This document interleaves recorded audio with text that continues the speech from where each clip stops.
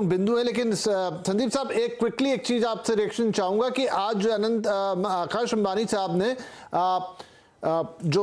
जियो fibre, air fibre, उसकी भी बात की, और वो मुझे काफी एक्साइटिंग लगा कि आपको वायरलाइन ब्रॉडबैंड का जो एक्सपीरियंस है वो आपको विदाउट वायर्स मिलने वाला एक डिवाइस के जरिए। ये कितना क्रांतिकारी होगा? इंटरेस्टिंग डेवलपमेंट है, लेकिन ये इसमें सबसे इंटरेस्टिंग चीज है जो मैं समझ पाया, क्योंकि अभी तक पूरी डिटेल्स नहीं आई है। बेसिकली क्या होता है, अगर हम जियो एयर फाइबर की बात करें, ये बेसिकली है जो एग्जिस्टिंग सर्विसेज आप जैसे यूज करते हैं, वाईफाई हॉटस्पॉट, यानी कि रेलवे स्टेशन पे आप यूज करते हैं, आप कैफे कॉफी डे में यूज करते हैं, आप बहुत सारे एयरपोर्ट्स पे यूज करते हैं इंटरनेट यूज करने के लिए। बेसिकली क्या होता है, एक बॉक्स होता है, बॉक्स में एक टैग लगी है, और फिर आप उस एरिया में रहते हैं तो अपना यूजर नेम पासवर्ड डाल के वो यूज कर सकते हैं कि गवर्नमेंट की तरफ से या एयरपोर्ट की तरफ से या रेलवे स्टेशन की तरफ से, रेलवे मिनिस्ट्री की तरफ से ये सर्विस प्रोवाइड की जाती है। और आप यही सर्विस को एक प्राइवेट सर्विस की तरह अगर मान लें कि आप अपने घर में अपना हॉटस्पॉट बना रहे हैं, वायरलेस 100% नहीं, एक वायर जरूर लगेगी जो आपको पावर में लगानी पड़ेगी उस डिवाइस को चार्ज करने के लिए, लेकिन उसके अलावा और कोई वायर नहीं। वो कैसे होगा? जब वो लोग 5G सर्विसेज लॉन्च करेंगे, उसी की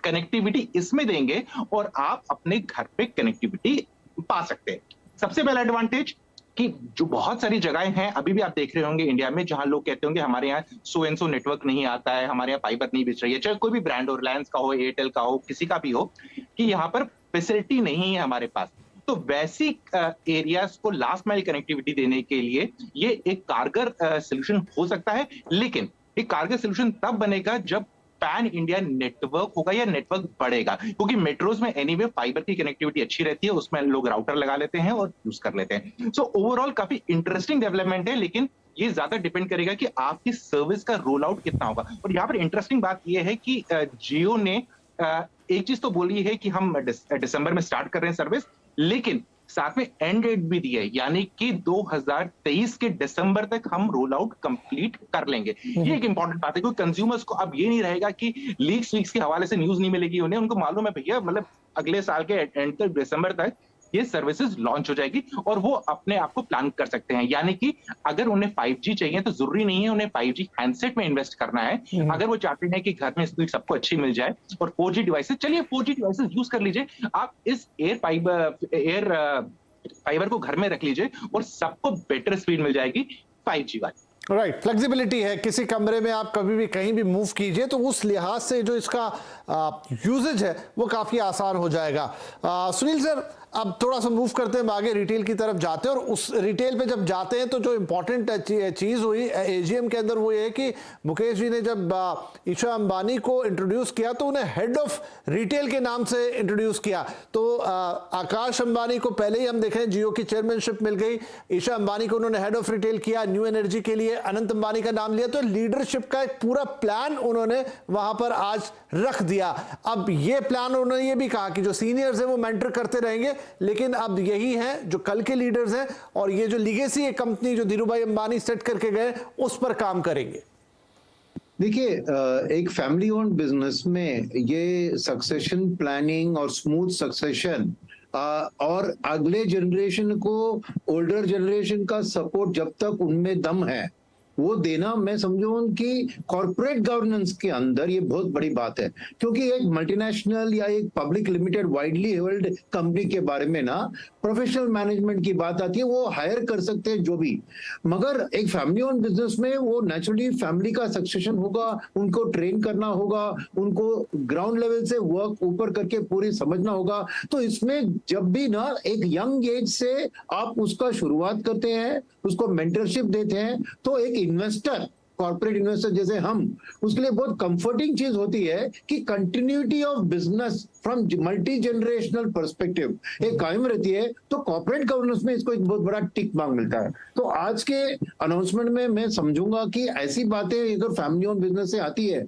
तो एक बहुत बड़ा एक वैल्यूएशन में उसके लिए एक पॉजिटिव टिक मिलता है, क्योंकि वो अनसर्टेनिटी जो होती है ना कि फ्यूचर में क्या होगा इनके बाद, वो वाला क्वेश्चन को एक तरह से आंसर करने की कोशिश करी ना, तो ये समझता हूँ कि ये बहुत लॉन्ग टर्म इन्वेस्टर के लिए बहुत अच्छी बात आज सुनाई दी।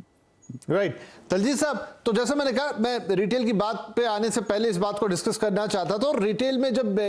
ईशा मैम आई और उन्होंने अनाउंस किया वहां पर ईशा अंबानी ने कि एक तो एफएमसीजी बिजनेस कि आप एफएमसीजी के बिजनेस में इस साल से एंटर कर जाएगी कंपनी, दूसरा फिर टेक्नोलॉजी का साथ लिया, जैसा अब थोड़ी देर पहले सुनील साहब बोले भी थे कि अब उनके पास एक ऐसा पाइप है जिसके थ्रू वो सबको कनेक्ट कर सकते हैं। तो उन्होंने बताया, बाकायदा डेमो देखे कि कैसे आप व्हाट्सएप के जरिए पार्टनरशिप की है मेटा के साथ, व्हाट्सएप के जरिए आप जियो मार्ट से शॉपिंग कर पाएंगे। तो और तमाम स्टैटिस्टिक्स रहे कि पिछले 1-2 साल में कैसे कस्टमर डबल हो गए, ऑनलाइन ग्राहक तो शायद 2.5-3 गुना तक बढ़ गए। ये सारी चीजें इस बिजनेस को कितना एक्साइटिंग बनाती है?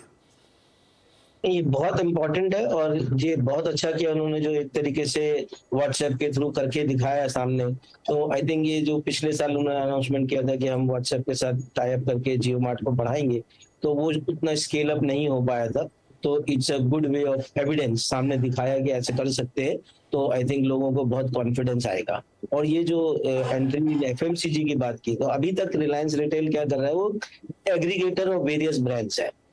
तो एग्रीगेटर ऑफ वेरियस ब्रांड्स में क्या होता है कि आप जब प्रोड्यूसर नहीं है तो आपको पूरा बेनिफिट नहीं मिलता है। तो अब ये समझना पड़ेगा, ये जो एफएमसीजी का अनाउंसमेंट किया है, इसको और डिटेल में जब वो बताएंगे अपना प्लान, तो अगर ये जिस तरीके से यूनिलीवर वगैरह या आईटीसी और लोग काम कर रहे हैं, उस तरीके का कुछ प्लानिंग है, बड़ा प्लान कर रहे हैं, ऑब्वियसली रिलायंस बड़ा ही प्लान करेगा, तो फिर इसको रिटेल बिजनेस को भी वैल्यू री रेटिंग का मौका मिलेगा। तो आज की डेट में जो वैल्यू हुई है रिटेल की, वो ये वैल्यू अनलॉकिंग की वजह से, जब रिलायंस से हटेगा उसके बाद यहाँ पे एक री रेटिंग का कुछ पॉसिबिलिटी बनेगी, जब ये एफएमसीजी बिजनेस की तरह ट्रीट होने लगेगा। हम देखते हैं कि रिटेल वाले जो ट्रेंड वगैरह, हम लोग वहाँ पे भी बहुत बुलिश है, ट्रेंड का स्टॉक है, मान्यवर का स्टॉक है, तो वो सब 100 टाइम मल्टीपल पे चलते हैं। तो वो वैल्यूएशन तो अभी एज ए कंसोलिडेटेड एंटिटी नहीं दिख रही है रिलायंस रिटेल में। तो ये एक अच्छा पॉसिबिलिटी वहां के लिए है। इसके लिए और भी ज्यादा ये रिटेल बिजनेस के लिए काफी बड़ा फ्लिप मिलेगा। और अगर जियो मार्ट का जैसा उन्होंने एविडेंस दिया कि इस तरीके से आप विद इन फ्यू सेकेंड्स एक अपना काम कर सकते हैं, तो बहुत लाखों लोग रिलायंस के शेयर होल्डर भी है, उन्होंने भी देखा। आई थिंक अगर उसमें भी फ्लिप मिलेगा तो बहुत अच्छा इसको री रेटिंग का पोटेंशियल। राइट तो मनोज साहब, एक चीज अब और बड़ी इंटरेस्टिंग लगती है कि आप टेक्नोलॉजी एक ऐसी चीज है या फिर कनेक्टिविटी, ऑनलाइन कनेक्टिविटी एक ऐसी चीज है जो अब सारी चीजों के ना मूल में आ गई है। फॉर एग्जांपल, अब आपका तो जो जियो का बिजनेस है वो तो है ही अबाउट कनेक्टिविटी एंड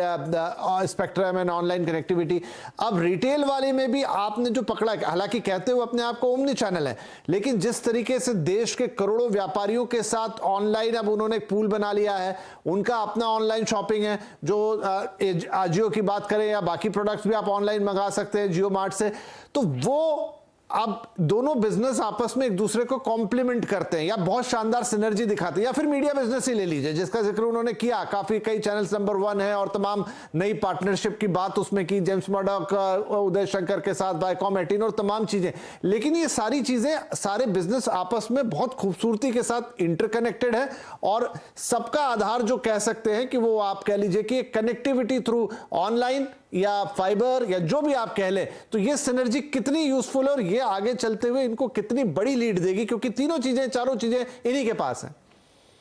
ऐसा है कि ये एक बहुत बड़ी लीड देने वाली है और खास तौर से 5G में जिस तरीके का इन्वेस्टमेंट जियो ने किया है या जो इनके प्लान्स हैं वो और किसी के पास नहीं है। तो चाहे वो कोई भी बिजनेस स्ट्रीम हो, चाहे वो रिटेल बिजनेस हो, चाहे वो टेलीकॉम बिजनेस हो, इनको अपने कॉम्पिटिटर से के सामने लीड काफी ज्यादा है। अगर हम मीडिया की ही बात करें तो मीडिया में जो भी स्पोर्ट्स के राइट्स इनके पास हैं, तो वो राइट्स अगर आप 5G का एक्सपीरियंस देंगे, जैसे कि फाइबर ऑन एयर जिसका आज अनाउंसमेंट हुआ है, जिसके कारण कि 5G का पेनिट्रेशन मेरे ख्याल से काफी ज्यादा फैलेगा। और उसके साथ साथ अगर कोई भी एक कंज्यूमर है तो जियो से, रिलायंस की सर्विसेज से उसको सारी चीजें मिलती हैं, पूरा का पूरा मीडिया एक्सपीरियंस अच्छा होता है, एंटरटेनमेंट का उसका एक्सपीरियंस है, स्पोर्ट्स का उसका एक्सपीरियंस है, शॉपिंग का जो एक्सपीरियंस है वो एक्सपीरियंस आज की डेट में तो अच्छा होगा ही अगले 1 साल में, लेकिन आने वाले टाइम पे जिस समय की शॉपिंग के लिए भी और कई सारे एप्लीकेशन बनेंगे, जिस समय की एक जो एक्सपीरियंस होगा यूजर का वो 5G के कारण इस तरीके का एक्सपीरियंस होगा कि एक वर्चुअल स्टोर में जाकर, एक वर्चुअल मार्केट में जाकर एक कंज्यूमर एक शॉपकीपर से या फिर जो उनके रिप्रेजेंटेटिव हैं जियो के, उनसे बात करके कोई भी प्रोडक्ट खरीद सकता है। वो एक्सपीरियंस करीब करीब ऐसा ही होगा कि जैसे कि आप मार्केट में जा रहे हैं और मार्केट में जाकर आप कोई सामान को खरीदते हैं। तो मेरे ख्याल से ये एक बहुत बड़ा लीड देगा बाकी किसी कंपनी के मुकाबले जियो। जी, तो सुनील सर, आप से भी मैं एक कमेंट चाहूंगा सिनर्जी पे, क्योंकि देखिए अगर हम बाकी टेलीकॉम